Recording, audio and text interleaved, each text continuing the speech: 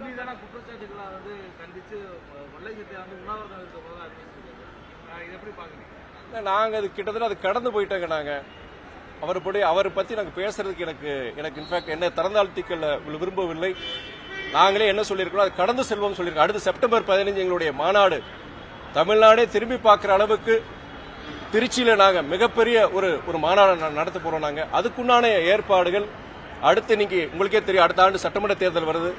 இயக்கத்துடைய அந்த கட்டமைப்பை வலுப்படுத்துறதுக்கு சொன்னாங்க. அந்த முயற்சியில தான் ஈடுபடும் சொல்லி எல்லாருக்கும் நாங்க சொல்லியிருக்கோம். எங்க அவர் எங்க இது அதை பத்தி பேசுறதே நேர கொலைன்னு சொல்லுவேன். நான் வேற வேலையை பார்ப்பேன். ஜனங்களுக்கு எவ்வளவு செய்ய வேண்டியிருக்கு, பேச வேண்டியிருக்கு, அதை பத்தி பேசுவாங்க. தலைவரோட பணியாற்றினவர் ஆரம்ப கட்டத்திலிருந்தே அவர் வந்து கட்சியில வந்து கட்சி வளர்ச்சியாக இருந்தவர். அவரை பற்றி பேசுறது ஒவ்வொரு இயக்கத்திலும் மதிமுக மாத்திரம் கிடையாது, அதிமுக, திமுக, பாஜக, காங்கிரஸ் எல்லா இயக்கத்திலையும் ஒரு காலகட்டத்தில் கருத்து வேறுபாடுகள் ஏற்பட்டு அந்த இயக்கத்தை விட்டு வெளியே செல்பவர்கள் உண்டு. அதற்கு பல்வேறு குற்றச்சாட்டுகள் வைப்பாங்க. அது போன்றதா இந்த நபருடைய குற்றச்சாட்டு. அதனால நீங்க இதுக்குண்டான முழுமையான விளக்கத்தை நான் ஏற்கனவே பலமுறை நான் சொல்லியிருக்கிறேன். நான் தலைவர் சொல்லியிருக்கிறாரு, எங்க இயக்கத்தின் துணை பொதுச் செயலாளர் உங்ககிட்ட பத்திரிகையாளர்கிட்ட விரிவா பேசியிருக்கிறாங்க. என்ன காரணம், அவருடைய குற்றச்சாட்டு பதில்கள் சொல்லியிருக்கிறாங்க.